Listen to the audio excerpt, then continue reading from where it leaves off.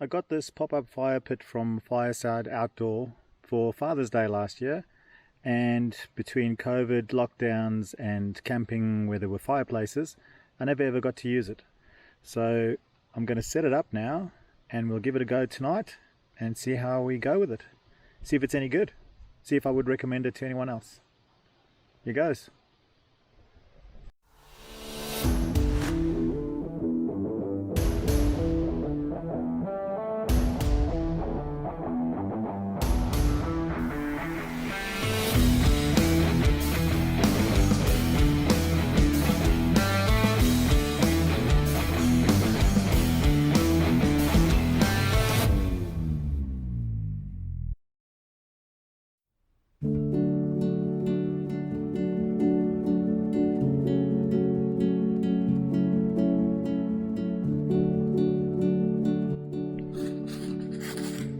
As you saw before, it literally took me 1 minute to put this fire pit together. So it's just a piece of mesh, wire mesh underneath, and obviously the sides just slide over these legs. Now I don't have, apparently you can buy a mat that goes underneath to stop the ground from burning, but I don't have one of those. I'm not too worried out here. Anyway, I'm going to try and light it now, so let's see how that goes.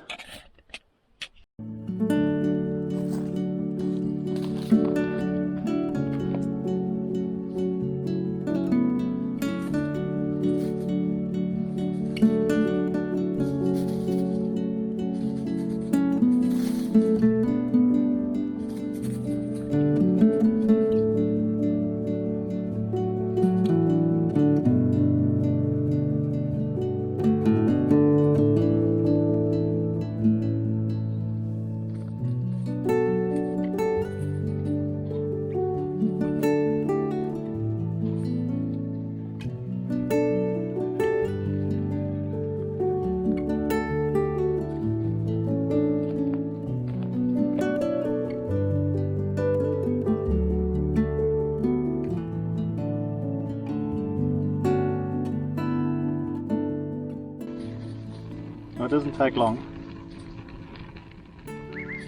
There's plenty of air coming up underneath, that's why, so I imagine it'll burn fairly quickly too.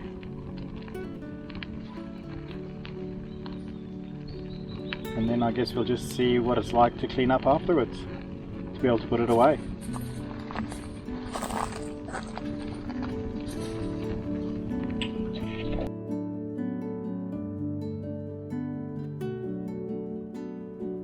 So what did I like about the Fireside pop-up fire pit? I like the fact that it comes in a heavy-duty canvas bag. It only weighs about 3.5 kilos, and you can load it up with about 50 kilograms of wood, which is pretty good. Once you've set it up, it measures about 60 centimeters by 60 centimeters, and it keeps the fire off the ground, so there's no burn marks when you leave.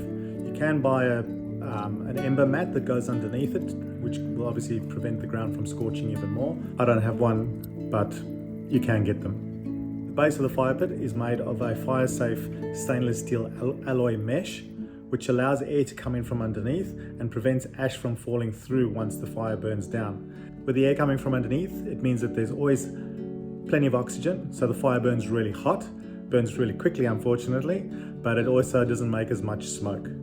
As you saw before, it's really quick to set up and it's ultra portable. You can move it around if you really need to. And when you set it up, if you watch the videos, they actually put the sides on and then drop the mesh in from the top.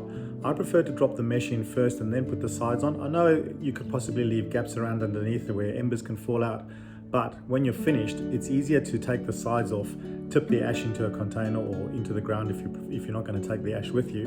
Whereas if you've got the mesh on top of the sides, it makes it really hard to get that mesh out because you can't get your fingers in underneath to lift the mesh out with the ash on it without spilling everywhere. There are also accessories available. As I mentioned before, you can buy the ember mat. There's also a piece of fireproof material that you can hang sort of between the ground and the fire pit. It attaches to the legs. Same thing, I guess, it just prevents the heat from burning the ground. And you can also buy a grill that fits into the fire pit. It's got its own little legs, so the legs drop into the corners of the fire pit and it keeps the grill above the coals. So you can use it for barbecuing or cooking or whatever else. I've only used the fire pit a couple of times, but I really rate it and I would definitely recommend it. like I said before.